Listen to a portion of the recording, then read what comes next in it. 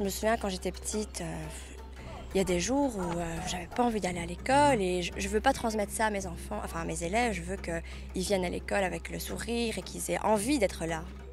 Le renard jongle habilement avec des pommes de pin et la chouette chante de grands airs d'opéra comme une vraie cantatrice. Dans un peu plus d'1 an, Clara sera institutrice. Elle en rêve depuis toujours, mais elle ne sera certainement pas une institutrice comme les autres. 2 fois dans ses mains. Et la clairière devient une vraie piste de cirque.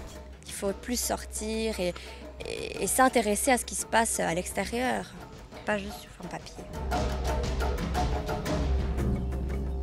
Parcours en forêt est ainsi un projet pluridisciplinaire qui offre une belle ouverture d'esprit à ces futurs enseignants de la Haute École provinciale de Hainaut-Condorcet. Allez-y, dites-le, hein. Une douce, super. Ça sert à quoi? Il faut tout simplement la tourner ainsi pour que la flèche rouge soit sur le N, d'accord?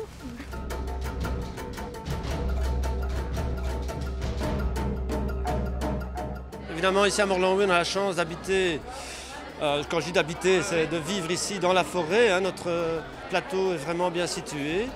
Et pourquoi ne pas profiter de cette situation privilégiée pour essayer de développer un outil qui demain pourrait servir aux écoles de la région. Alors, là c'est les boîtes en métal. Là c'est les boîtes en métal. les boîtes, oui. Les verres. Et là ce sont les verres.